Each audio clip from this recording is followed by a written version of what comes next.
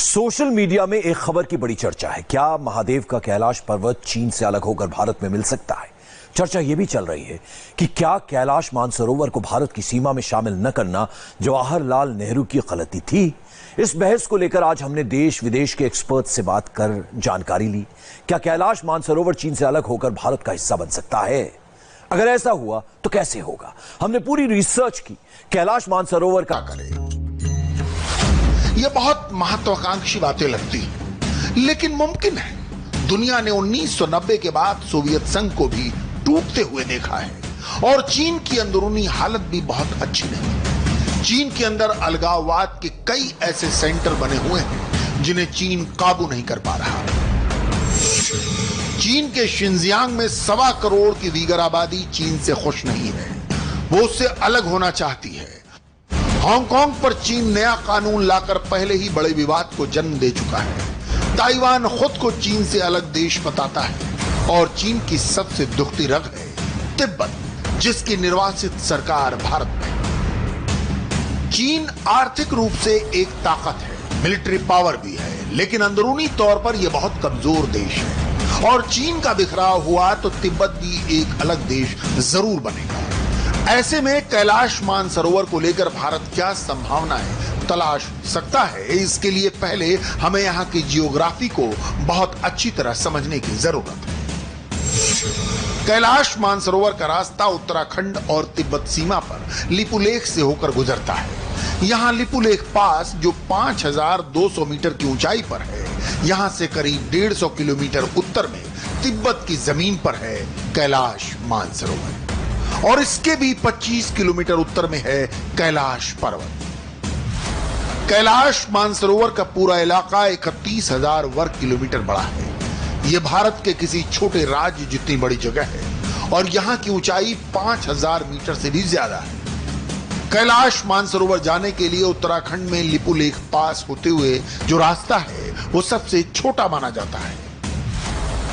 अब भारत ने यहां धारचूला से लिपुलेख तक 80 किलोमीटर की सड़क बनाई है। उससे यहां की यात्रा का वक्त 6 दिन और कम हो जाएगा।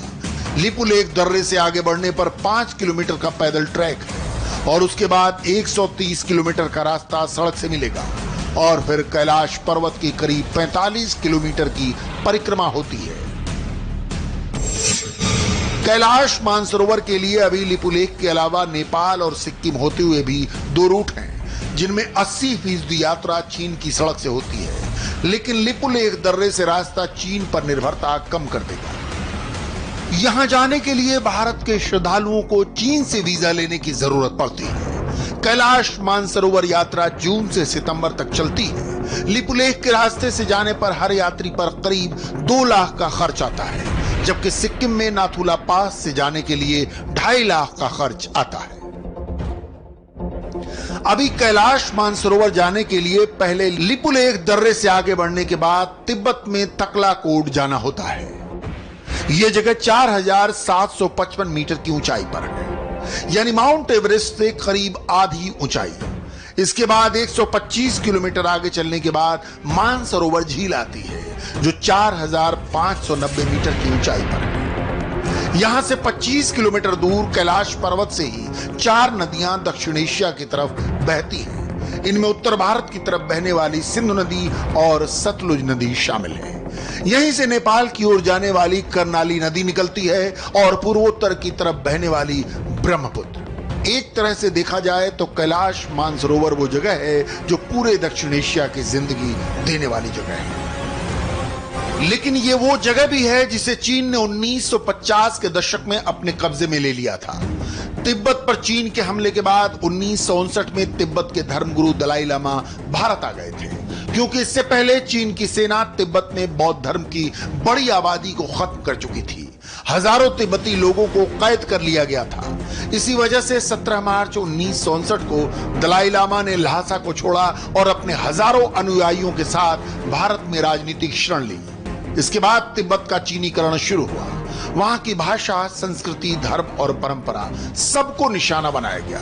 वहां ज्यादा से ज्यादा चीनियों को बसाकर तिब्बत की डेमोग्राफी को बदल दिया गया। इसके बाद 1962 में चीन से भारत की जंग हुई और चीन ने तिब्बत पर कब्जा कर लिया।